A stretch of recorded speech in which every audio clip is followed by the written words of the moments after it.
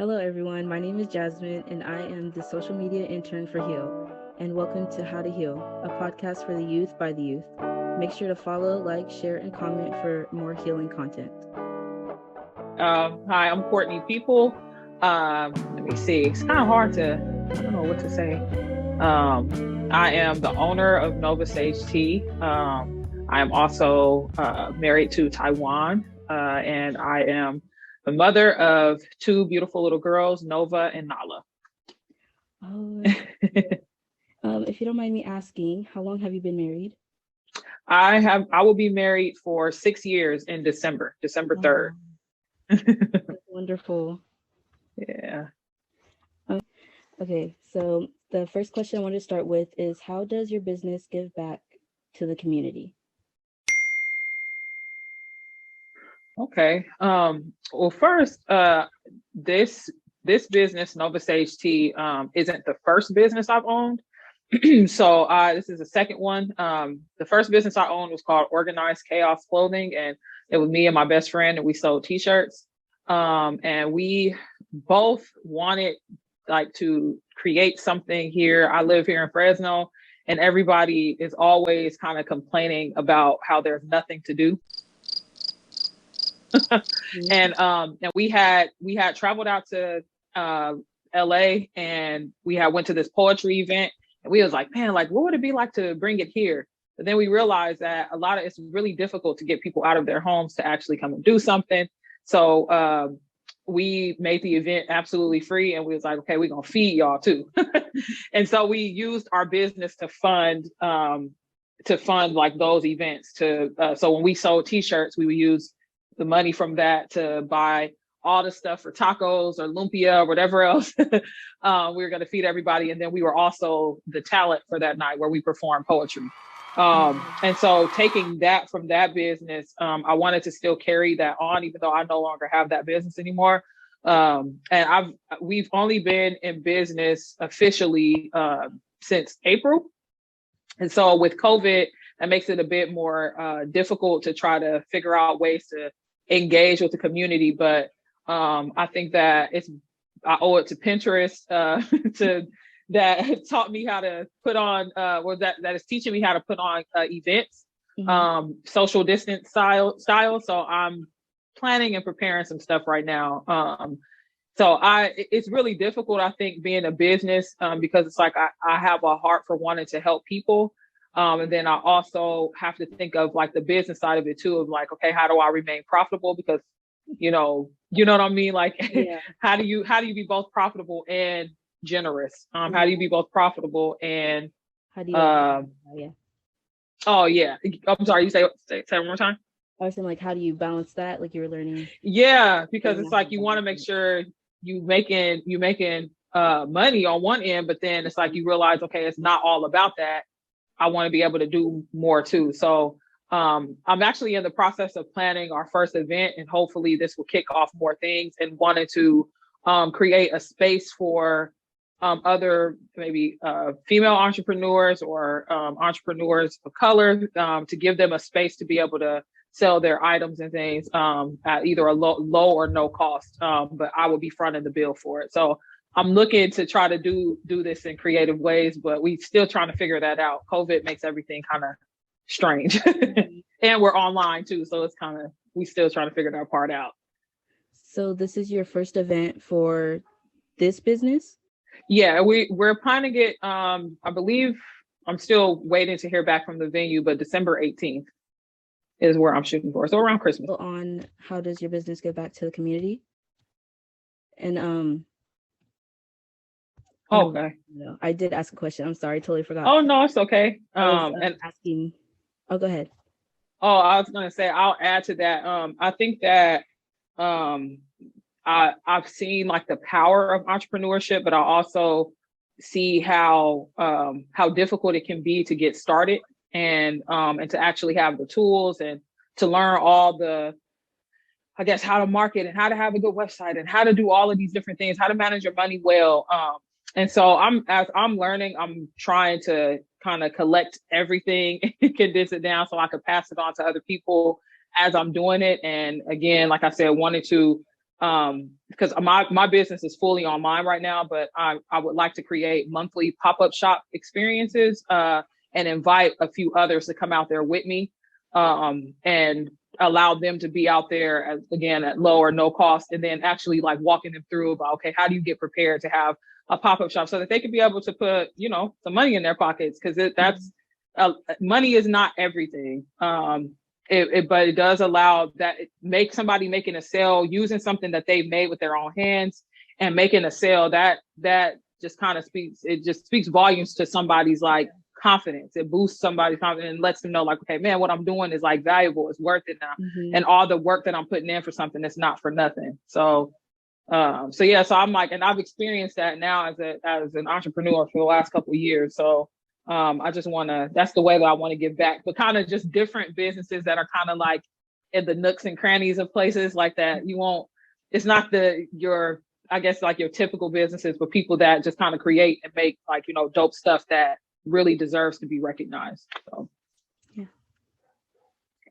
yeah. That's great. Okay, so I'm gonna go to the next question. Okay. What is one big event that you held at your first business? Or do you think the event that you're planning before or right now will be like your biggest event? No, the biggest event, so the poetry events that we had with the first business, we called them Away with Words. And the first time we ever had one was actually, we hit the 2 or 3 year mark. The 3 year mark, 3 years ago yesterday. And the first time we ever did it, we had about 80 people in attendance. But then the second time we did it, we had about 225 people.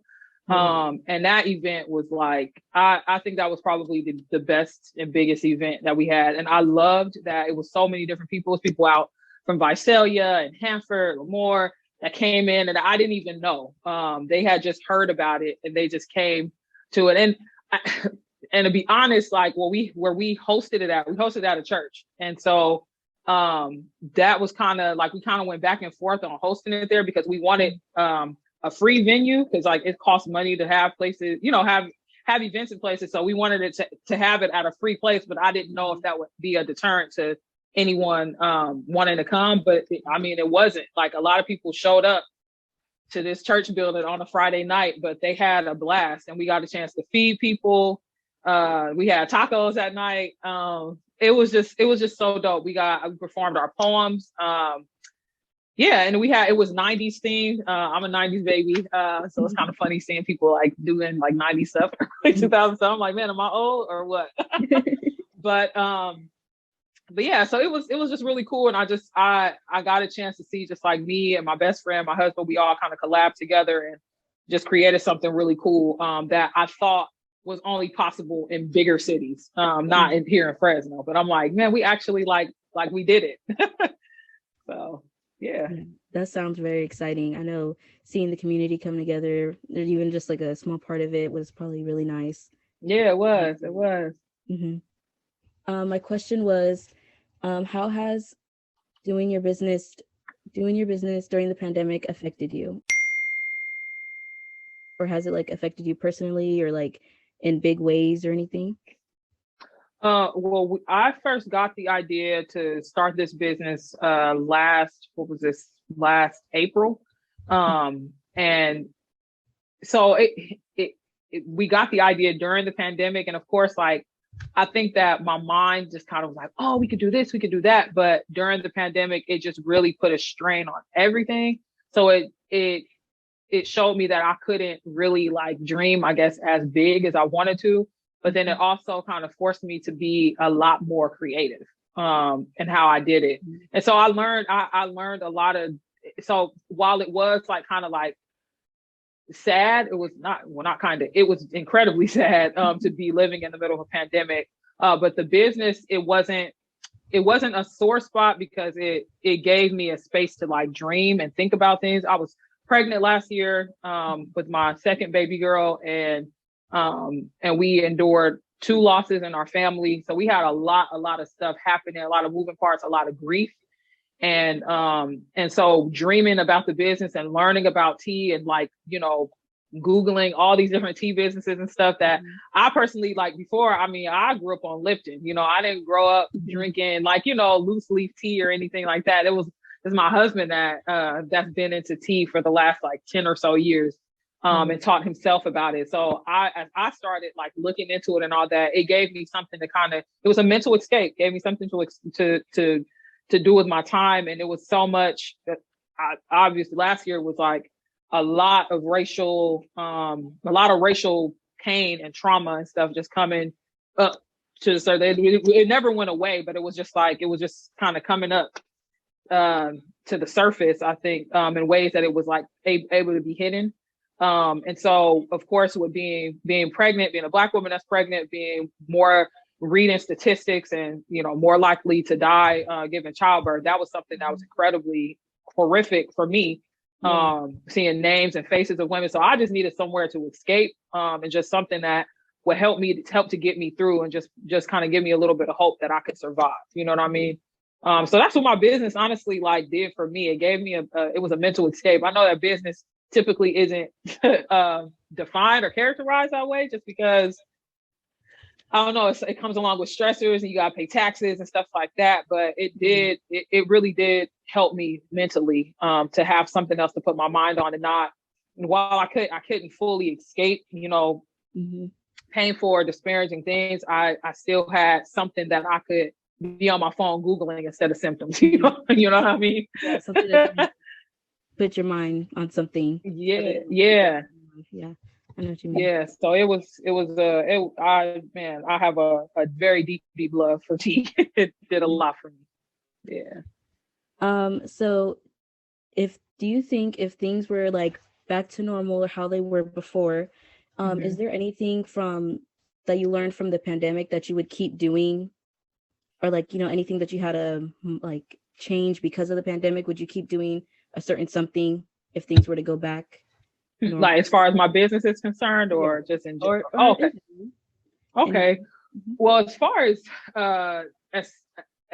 like just personally, I think that I think, and I know that I want to continue to keep my boundaries, because I think that there's so many different thoughts and different things like about like COVID and pandemic and, you know, the vaccine and all these different back and forth thoughts. But I've had to honestly, like I think that before I struggled so much to outsource my knowledge and outsource wisdom and outsource like you know, oh well, how should I feel about something, instead of just like looking inward and being like, okay, I feel like this is a decision that I'm choosing to make. And I think that the pandemic being so isolating, it made me have to look inward a lot more. And I don't think that, while that could be really bad, it's also a really good thing for somebody like me who relied heavily on other people to make decisions for me.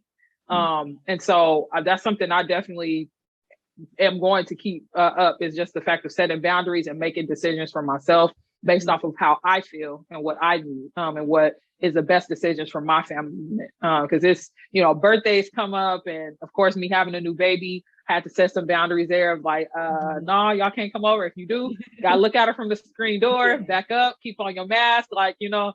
And it was empowering though, even though it's like, man, these are really, really rough times. It's like, this is so empowering. I never felt like I had that voice to be able to say like, no, you know, or this is the way that I want it. And so I felt empowered in that. So that's one thing I want to keep personally. And business wise, like I said, like it's forced everybody to be very creative. And so I don't always want to opt to go the more convenient route, because it's like having to be more creative with stuff has showed me to slow down, learn how to do stuff with my own hands, learn how to learn new skills, save some money, not just hop on something and just do it just because I see it. So that's one thing too, just like slowing down and learning like, okay, how can I teach myself how to do this? Or do I need that right now? Do I need to invest in that right now? Like, just like, it's made me like pump my brakes in other words. Yeah, I know the pandemic has made a lot of people have to like put their foot down or do or like be more louder with their words in a way, because I've had to yell at my friends and tell them like, you guys need to wear your mask, like you guys don't know how serious this pandemic Mhm. is. And that showed me like, you know, it's uncomfortable, but it's like certain things that need to be said. Mhm. But yeah, Mhm. this pandemic has definitely done a few things to a few people. Oh um yeah, and then even having friends still in the middle of yeah. the pandemic, I'd like to like not lose friends as far as like them passing on, but just like having boundaries and that Hmm. cutting into fracturing relationships. And it's really sad, but it's like, man, you got, I think I got a chance to see like who really values me and who Yeah. don't. It gave me time and space to actually think about things that happened in the past that Hmm. was like, oh man, I never really gave myself the space or the right to actually feel all of that. And now that it's coming up, because I'm just sitting here, I'm thinking about everything. Now that it's coming up, it's like, oh man, I do have the right to address that. Wow, that did hurt me, or wow, that does make me feel uncomfortable. So yeah, like you said, it just kind of brought a new voice with it. Hmm. Pandemic definitely brought a lot of thinking time and either a Mm-hmm. lot of growth or a lot of decline for a lot of people, I would say. Mm-hmm. Yeah, Mm-hmm. definitely showed Definitely. some true colors of a few people. Oh Yeah. yeah. Oh yeah, man. Oh my gosh, especially at the top, Hmm. especially with George Floyd. Hmm. I just, yeah, it was a whole lot of reckoning that was happening. That was like from the pandemic to the murder of George Floyd. It was like the great equalizer of like relationships. Like you had to choose a side. It was no, Hmm. it's just Yeah. like there's no in between. Hmm. So yeah. Yeah. um okay, so if I wanted to start a business, what is one thing I would like you would suggest I need before I even considered it? Like one thing I would need to be prepared for.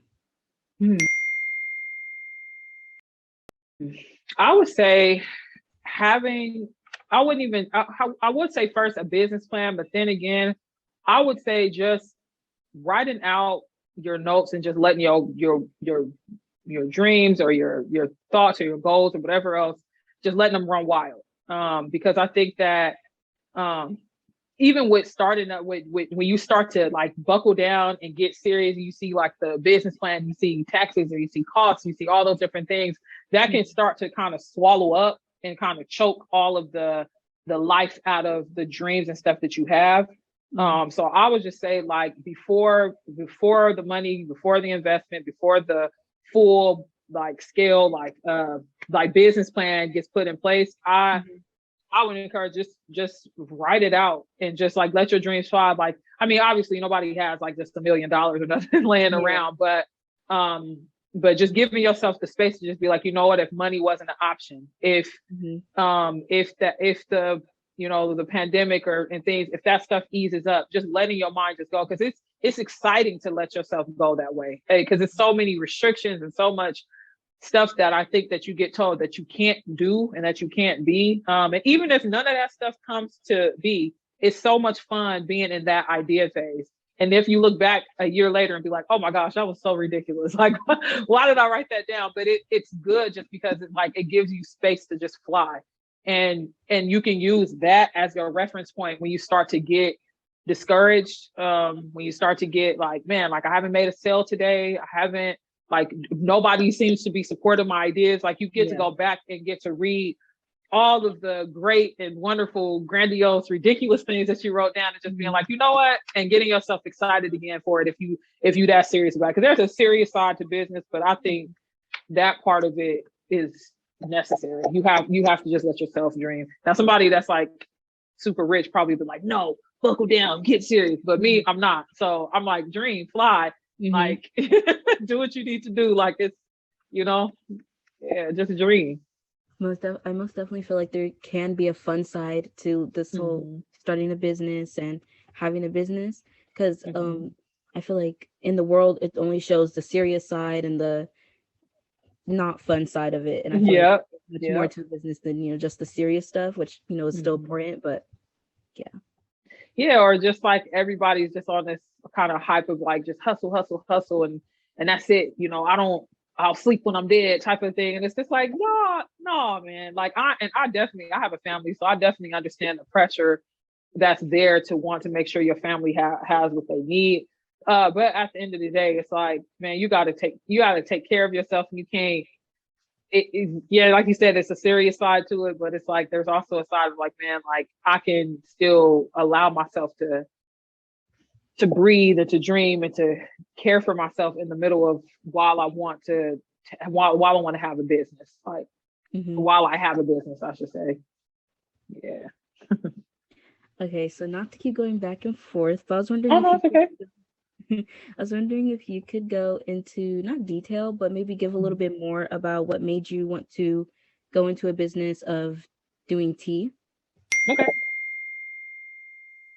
Okay. So I'll go all the way back. Like I said, I was born and raised on Lipton. I did not know a thing about loose leaf tea. I didn't care, honestly. I think that my very first experience was at Tivana when they used to have it in the mall. And like, I would be walking in there with my friend. I'd be like, oh, let's stop right here. I just want to try to, little samples. It's like Costco. Who don't like samples? Everybody loves samples. I don't know if they're doing that now, with COVID, but the samples is what like drew me in. And I remember drinking it being like, this is tea? I've never had tea like this. Again, Lipton, Arizona, never had Snapple, never had tea like this before. And then it's like you read the ingredients, it's like, like, what is lemongrass? What is that?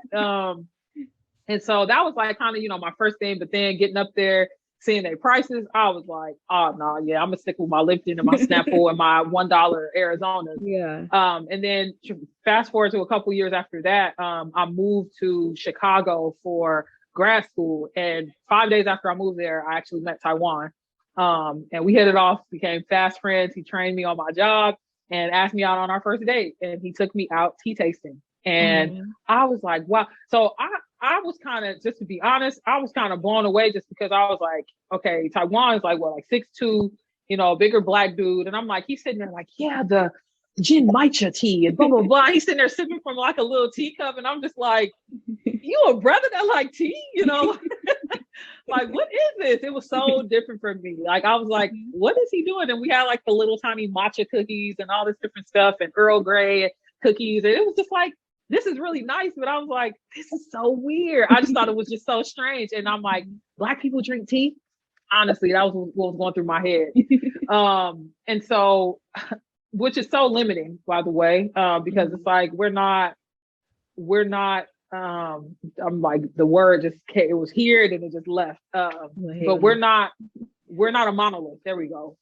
We have the freedom and the space to enjoy so many different things. And I think that for my business, like I wanted to have that merger of Black culture and like tea culture, because it's like, we know that tea originated in China, and that's a beautiful thing. We also know that it's other cultures that have taken to like beautiful herbs being placed in hot water to get all the, the ingredients and stuff. And it's like, you learn in different places in Africa, like Kenya and South Africa, like that they're huge, major tea drinkers. And like rooibos tea only grows in South Africa.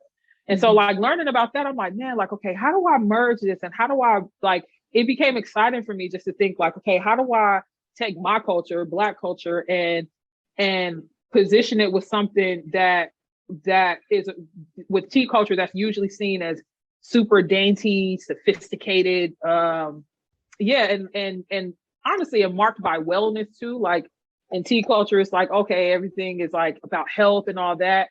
And typically, stereotypically, I should say, like you don't usually see what I would say they, as in media, don't want you to see is Black people being aligned with something that spells out wellness or that spells out health, vitality.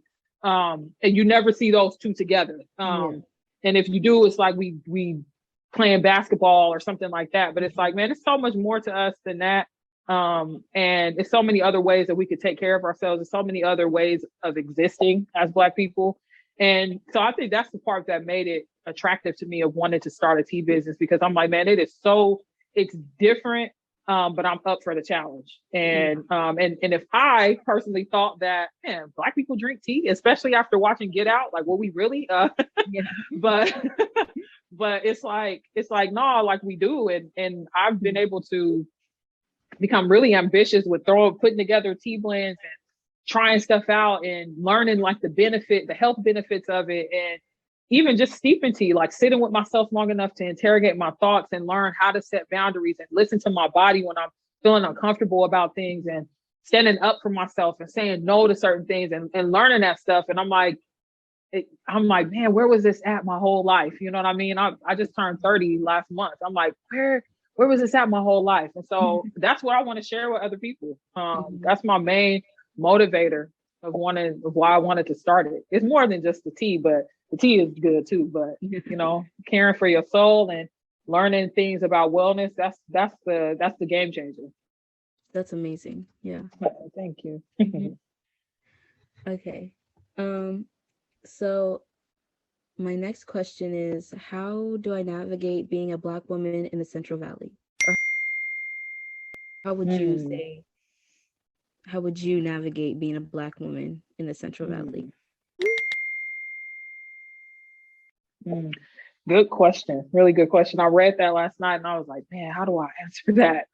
Well, I've been in the Central Valley for most of my life, except for that short stint in Chicago that I did a few years back. But I was born in Reedley, California. It's not something I tell everybody. Oh, no, I'm just kidding. but I was born in Reedley, California, and I lived there for a few years. And I had my first run-ins with a lot of racism there, a lot of it, and stuff that I still remember, stuff that still pierces me to this day.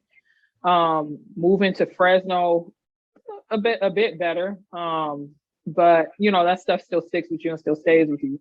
And then I attended my freshman year in college. I went to Fresno State, and that was just like, you know, it was a grip of Black people. So I didn't really, everything was like all like, whoa, this is tight. And then I had thought that, you know, okay, I wanted to transfer to another smaller place. So I transferred to Fresno Pacific, and it's real white here, you know. And so it's been a journey navigating and learning more about my Blackness. I've been through so many different highs and lows of what it means to be a Black woman, and from navigating through like dating and hearing certain stereotypes about being a Black woman, and you know, just the backs and forths of that, just from colorism to hair texture to body type. Always having to navigate through the pains of all of that. Like, oh, okay, well, nobody's ever told me, oh, you too dark. But then it's like, I don't have super long, wavy, curly hair or nothing like that. You know, like, I was always straightening it or relaxing it, permanent, you know, all that stuff just to make it look the way that people told me it was supposed to look. Like, oh, okay, well, your body looks like this, or, you know, you shaped like this. And it's like all this pain, and it's like frustration of never really feeling like you're good enough. And then especially going here to a Christian college, it was like man, like everybody is obsessed with wanting to be married. Like by the time you hit your senior year, it's like you should have found the one. And I'm looking around like, I ain't interested in nobody here, and ain't nobody interested in me like that here.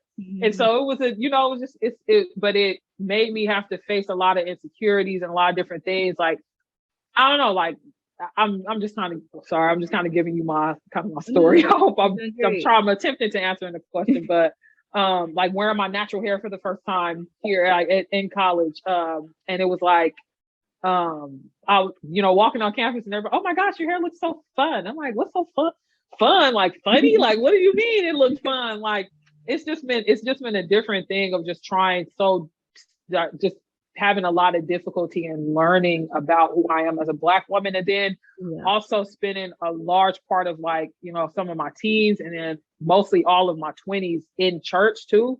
And I got a chance to see how church culture, specifically Black culture, church culture, harmed me and my identity as a Black woman as well. And so it was all these different factors that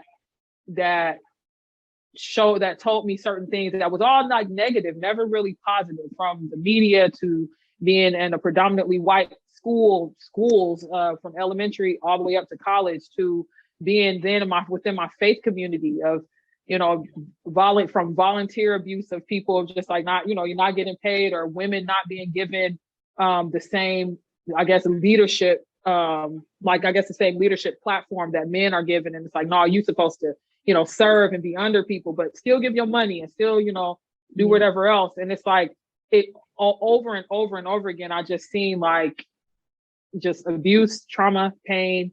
And I'm like, is that all that it means to be a Black woman? Can I be happy? You know, can I be joyous? Can I have some redemptive images? You know what I mean? Like, can it be something else? Why does everything always have to be a sad story? And I see people around me it's just sad. Like people having to struggle and go through pain first before they feel like they're going to be loved. Like nothing ever felt like it was like, man, like, why do I feel like, you know, like nothing is adding up? And so I think just in recent years, I've had to just start being honest with myself and recognize that I can't rely on these outer sources to give me my value. I have to determine what that means for myself.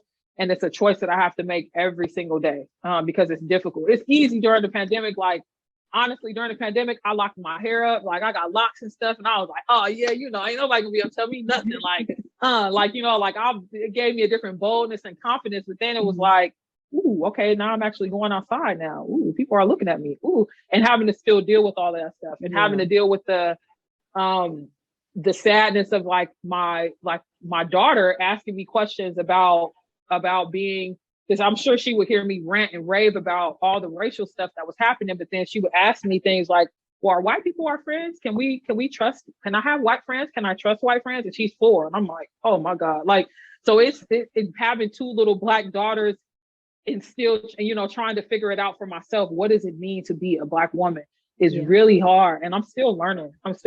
But ultimately, to answer your question, ultimately, I would say that I'm learning that I cannot outsource my worth. I can't outsource my value, that I have to be okay and confident with being who I am. And that's easier said than done. But I think that I've had to really go back to the drawing board and just be like, okay, well, who told me that I was worthless? Like, Courtney, why are you afraid to wear, you like big earrings? Okay, that's fine if you like big earrings, but why you feel like you don't, oh, okay, who gonna be there? Okay, maybe I shouldn't wear my big old hoops because somebody gonna think they ghetto. It's like, no, who told you that they was ghetto? Because if somebody else put them on, it'll be cute and fashionable, but you do it's ghetto. It's like, no, you wear and you do whatever you want to do and you still, but while I'm doing that, it's not having like a fake confidence about myself, but it's really, while I'm doing the hard things of living and being my true self, I'm still having to like just deeply interrogate my own thoughts too, as those insecurities and as those frustrations and those pains and stuff come up. Like I'm having to do both. It's not just like, yeah, girl, I'm a beautiful Black woman and I'm doing me, and you know, it ain't even that easy and that simple. It really isn't. You don't, and having to just wrestle with all of that stuff and allowing myself to wrestle with it. So yeah. I could totally relate to everything you said. Oh man, I'm sure you can. It's hard out here for us, man. It really is. It's a lot easier said than done when it comes to having the confidence to be my true Black woman self and showing that like I'm not afraid to be who I am, but like still having the confidence to be who I am. Yeah, I totally agree with everything you said. And you're in high school too, so man, oh my gosh. I don't know if you've heard, I went to Edison High School here in Fresno, and yeah, it was different. High school is a beast, you know. It can be a beast, especially as you're figuring out your own everything and stuff is changing physically, and you know, y'all have a lot more access to like information and all these different things that we didn't have. I had a MySpace page, so y'all don't even think I don't think you've ever even typed MySpace into your search bar. Never. it was good days. Those are good days. You know, it wasn't influencers and ads or anything like that. It was those are good days. But I'm like, what y'all have now is just it's different. And I definitely feel the same thing after, I mean, whether you in high school or now I'm 30. So I'm like, I've had 2 kids and I'm like, I'm seeing all these people like, I'm like, yeah, I just had a baby 2 days ago. And look at me, I'm out running a marathon. I'm like, what? Like, I'm in the house, I'm chilling, I'm drinking tea, I'm eating some pizza, you know, like I'm just a normal person. And my body is telling of me having carried 2 babies. So it's hard, man. It's hard. It's hard. Okay, my next question is, what does representation mean for you? Sorry about that. I don't know if you could hear squealing. That is my daughter, Nala. Oh, you're She's okay. squealing. Representation. I used to think that just seeing somebody Black, especially a Black woman, was enough. Or seeing a Black person was enough. But as I've gotten older, it just ain't enough for me anymore. I like representation with depth and representation with a voice. Because I've definitely been used as like a token, as like a poster child for, you know, whatever, like just the Black girl that's here, that's cool, that you can just talk to and stuff. And I think it was my senior year. It was my senior year or my junior year in college that I realized that was happening. And I had rejected, they had asked me to do like a spread or like not a podcast because those weren't really too big right, those few years back, but an interview. There we go. Asked me to do an interview about like the neighborhood that I came from here in Fresno, on the west side of Fresno, and like how where I am now and how, you know, being at this certain college like helped me. And I was just like, well, wait a minute, like, huh? Like, you know, like this didn't I got into here. I worked hard and I did what I had to do to get in here, and I'm still here working 3 jobs so I could stay here. Y'all ain't helped me. And so I realized, but I'm like, they wanted my face. They wanted, and it's like, and I want your face, and here's a script, and here's what we want you to say. And I think that moment I realized, I'm like, man, I don't ever want to be used in that way anymore. Or I won't be used in that way. And I know that there's so many other people that have been used, Black people and other people of color that have been used in that way. And I'm like, yeah, it doesn't mean anything to me if it's just a face with a script. It has to have more depth to it. I have to know, like, and know that, okay, that this person actually has a voice, that this person actually, that their opinion and their voice matters here or wherever the place is at. I mean, just to be even more personal, like I share with you just like my experiences with spending most of my teenage years and my 20s in church.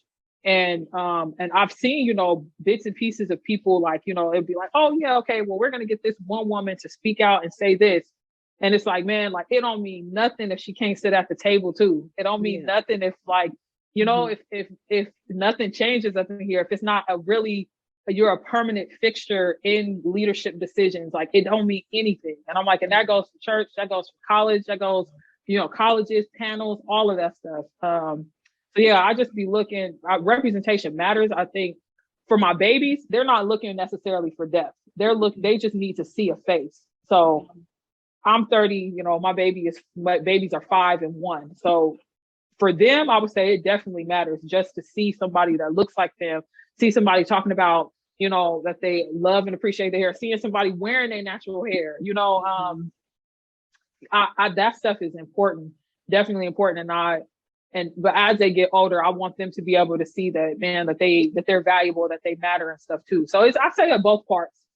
That's what representation, I guess, means to me. It's like it's needed because it helps you to actually visibly see somebody that looks like you, but then it also needs to carry and have some depth to it too.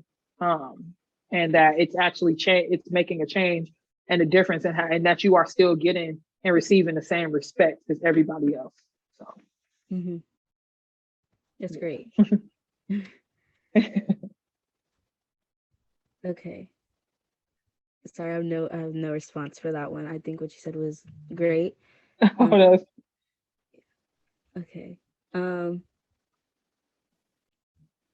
Okay. So, okay. My next question is: how, after a long, stressful day, do you heal yourself or settle down? Or I guess, how do you decompress after a long day?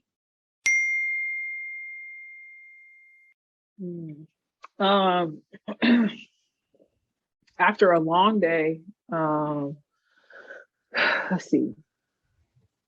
Yeah, I'm not gonna give you the edited, polished version of Courtney. After a long day, after a long day, I would usually rant to my husband and tell him, man, like all the things that's been frustrating me and bothering me.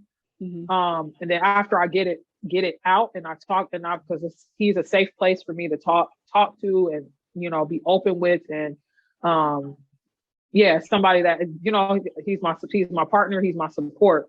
And honestly, in these COVID streets, like we all we got, so we've had to kind of go back and forth between, obviously we have therapists and things like that other people we can talk to, but that's my first line of support is my husband. So I will open up to him and just like talk to him about stuff. And honestly, like I come from kind of like a background that kind of teaches that like, oh, well, women, because I stay at home with my children by choice. And it's like, oh, well, if your husband is coming home, make sure you roll out the red carpet for him and have dinner ready, blah, blah, blah, blah. And I'm just like, man, that's so whack. It's so outdated. Like, no, look, we're going to put these noodles on the stove and we're going to sit and we're going to chat and we're going to both hash out about our day. Like, no, that's not how my home works at all anymore. So I've allowed myself just to like get it out and to voice where I'm at, voice the pain and stuff that I'm enduring, the frustrations. And this actually happened yesterday. So I'm just kind of replaying the day over in my head from yesterday. And then I pull away for myself, like the kids, everybody, I just pull away into my room. And I think that first, before I could even get into any self-care practices, I have to keep telling myself that it's okay that I pulled away. I have to remind myself of the truth of like, hey, no, you're not a bad mom because you told your daughter no, that you don't want to play dolls right now, that you need to step away and take some time to yourself. You're not a bad mom because you're doing that. You're not a bad wife because your husband is cooking dinner. Like he eat too. Like, y'all, it's a partnership. I have to first, when I get by myself, I have to combat all the different lies, and then I dig deeper. I downloaded an app on my phone, Bloom, and they say they kind of describe it as like self-therapy. But it's just daily check-ins, and it's different exercises and things that you can do.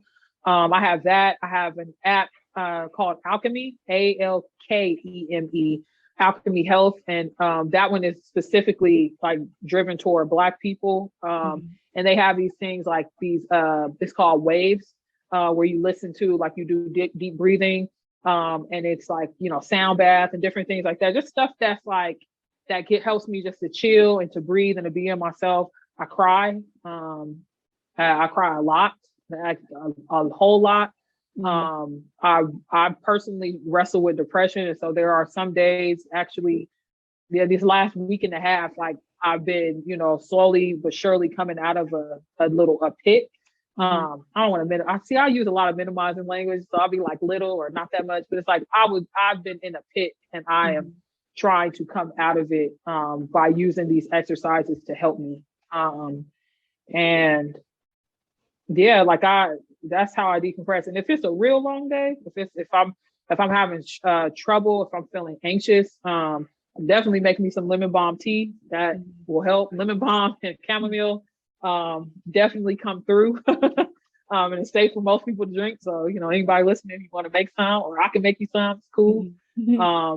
That definitely helps to bring the chill. But yeah, I think that just doing those few things has helped me, or helps me to de-stress from a really long day. Yeah. That sounds like great, great things, healthy things that work for you and probably Mhm. could work for others.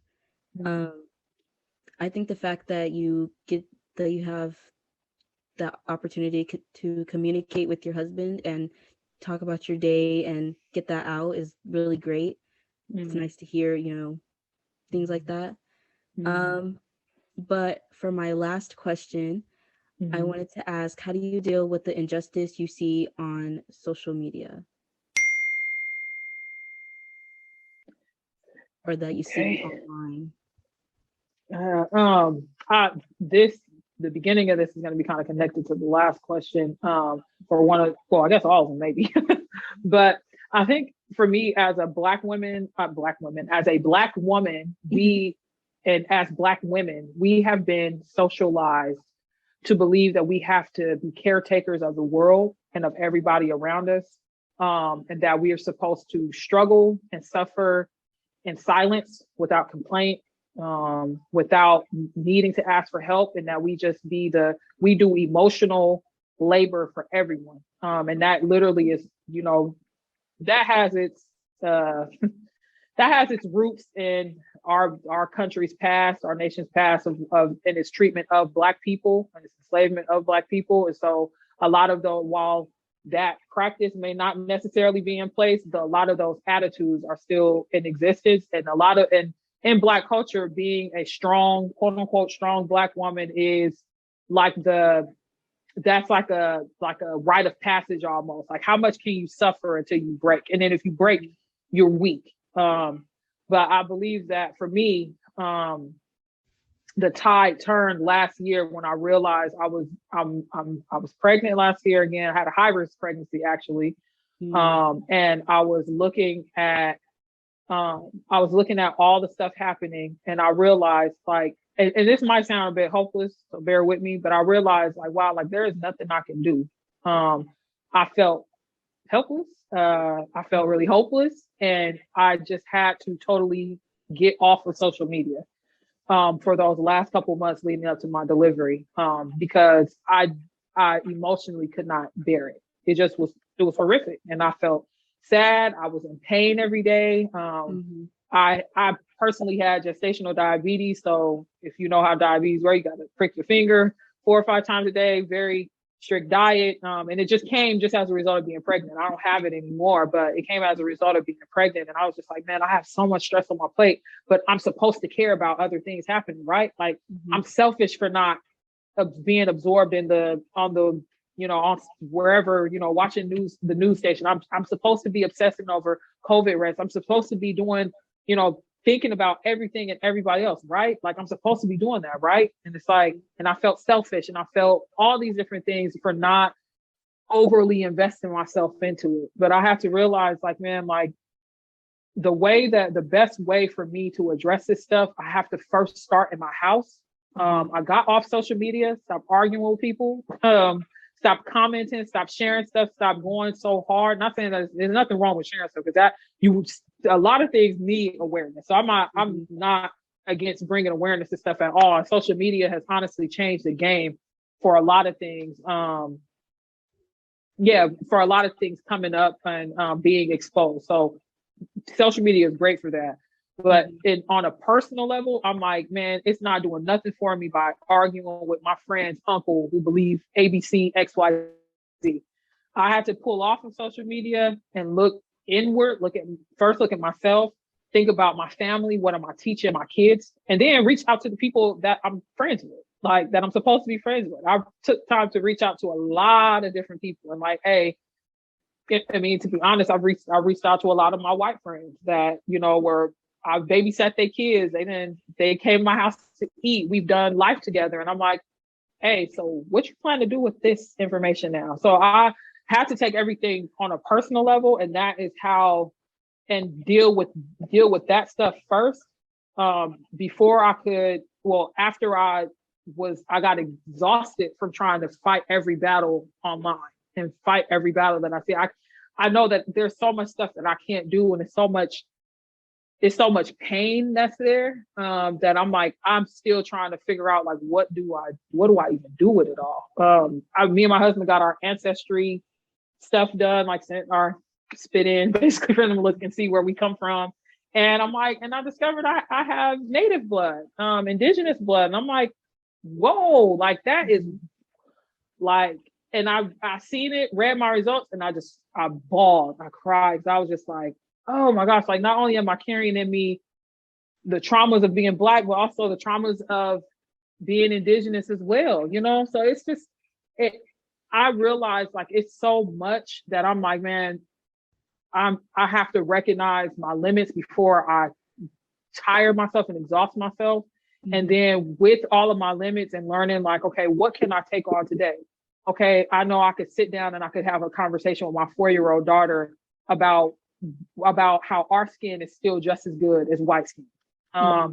I can sit down and I can have a conversation with someone that I met that belongs to an indigenous tribe, and actually hear him out, because the conversation is honestly Black and white oftentimes, and they are always left out of the conversation. It's like people are just our country is so, I guess, ashamed of what they've done to them that it's like, let's just kind of kick them to the side. But actually sitting down and having those conversations, and how do I use my voice to bring, you know what I mean? So it's like making it more personal. And then it's like, okay, now I feel more, I got more stuff in my arsenal where it's personal and it's been felt and it's hit me deeply. And now I can take it out and bring more awareness to it, instead of just sharing this, sharing that, you know, and it just being empty. Yeah, I hope that answers that question. Yeah. Did.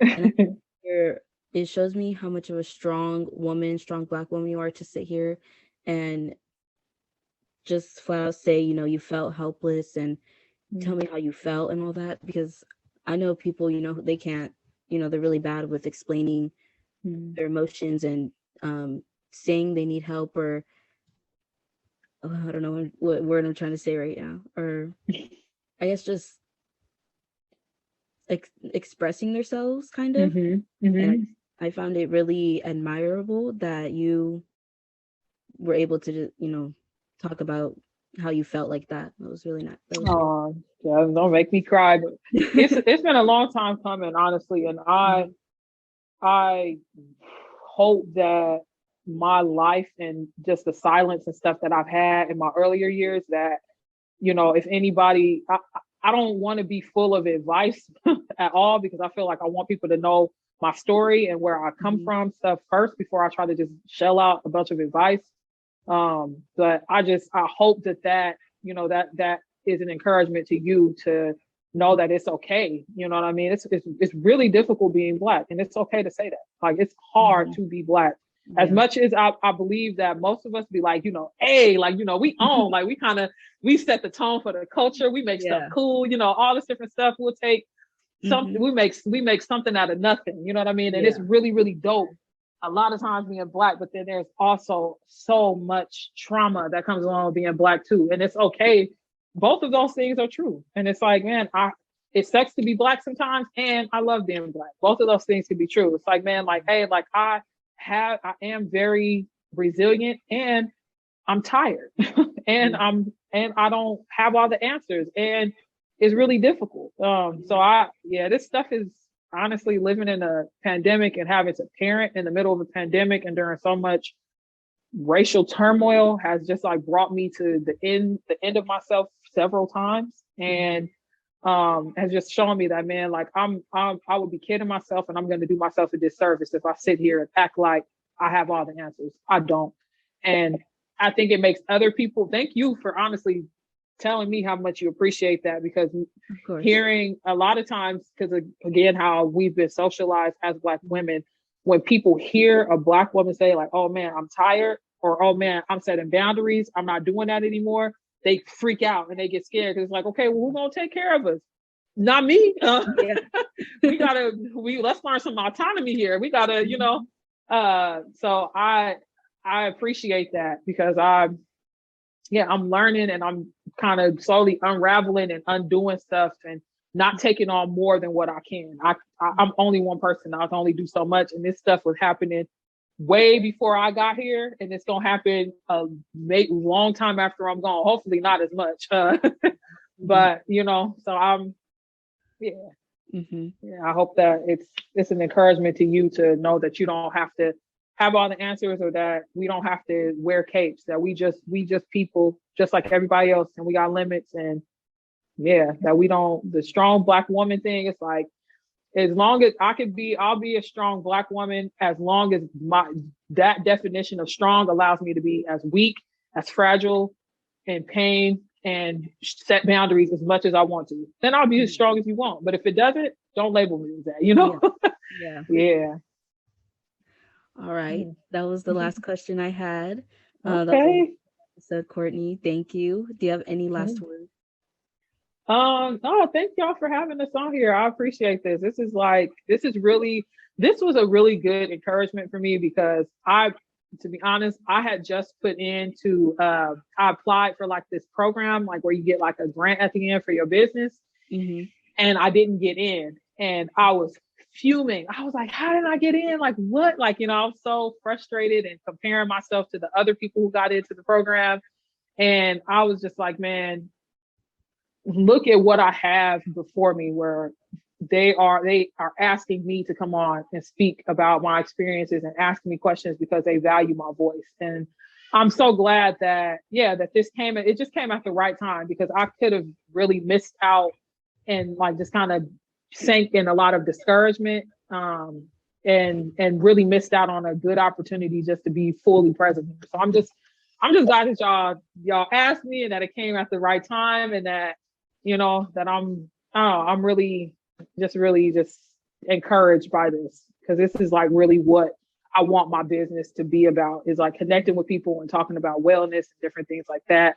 And yeah, this just came at the right time. So thank y'all, honestly, for having me on. Thank you. Welcome. Thank you. I did have one more question. Oh, yeah. Go ahead. I'm here. I'm all ears. Girl, we eating leftovers tonight, so it's cool. Thank you.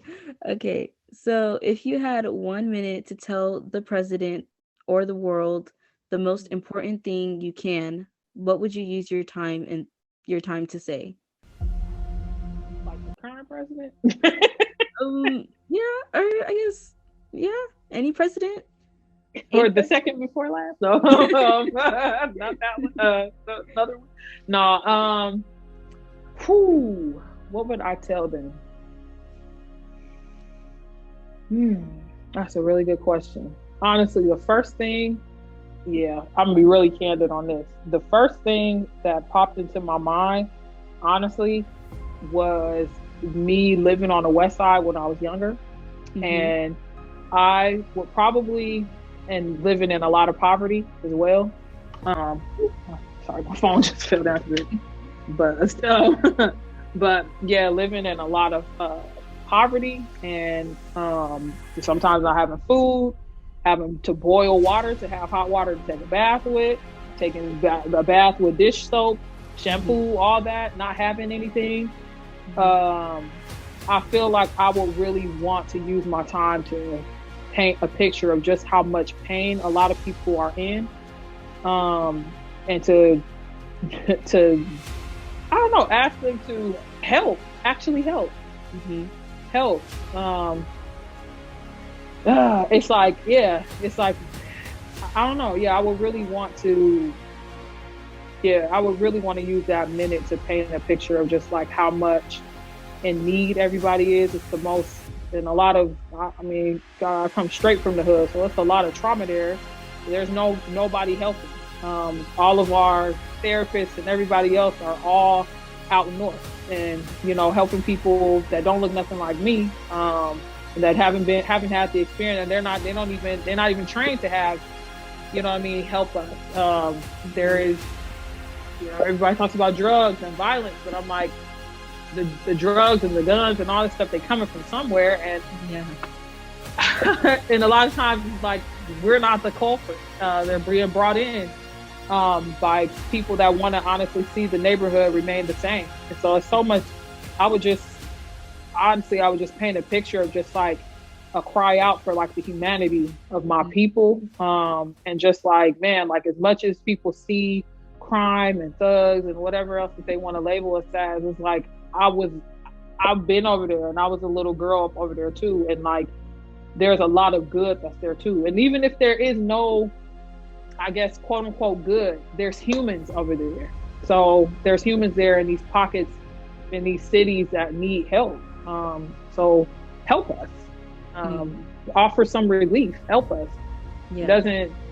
It doesn't always have to come in the form of money either, even though that's incredibly helpful. But it's like, man, fix our streets, give us something to be proud of, like something, like just give us a bone. Like we need help here. And I feel like I would try to use my time just to, as much as I know in the last year, a lot of people have told Black folks to not argue for our humanity or anything like that.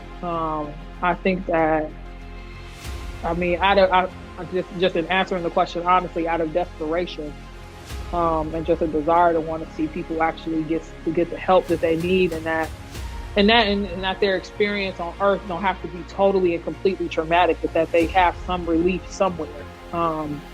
You know what I mean? While they're here, I would just want to argue my case for that. Mm-hmm. Yeah. That's great. I definitely think in that 1 minute, a lot of people's lives would be changed, or you know what I'm trying to say? Yeah. I definitely think what you would say in that 1 minute would definitely make a difference. And I hope so. And I know I'm not the only person that, oh, okay. I'm sorry. I just read a message that came in from there. Okay. I would hope, I know it's other people that have come before me that have done the same thing, that have literally cried out for help. But, you know, I'm hoping that, I would hope that, you know, my voice makes a difference. And even now, just using my voice now, I'm hoping that the things that I'm planning to do with my business and things like that, that it will hopefully make a difference for some people. Y'all can find me on my business page. That's where I do a lot more interacting with people. Nova Saige T. Saige spelled with an I, so NovaSaigeTea. Nova Saige T. You can also, the same handle if you're interested in getting some tea, NovaSaigeT.com. And you can also email me at the same thing, NovaSaigeT@gmail.com. It does not have to be tea related. You can hit me up if you have any questions or anything you would like to ask me or anything like that as a result of listening to me on this podcast. I'm open. I can't guarantee I'm gonna get back within a few minutes because I got little kids, but I'll get back to you as soon as I can. All right, I think that is it for this episode. Awesome. It was nice chatting with you, Jasmine. I'm glad I got the chance to see your face and chat with you. Thank you so much for your patience with me as well. And we tried to get this all set up. Thank you so much, Courtney. And that's the end of this episode. If you would like to hear more of the podcast, make sure to follow Heal on the platform you're listening on. Also visit @heal.project on Instagram. Thank you so much for listening, and make sure you tune in to keep learning how to heal. Bye, everyone.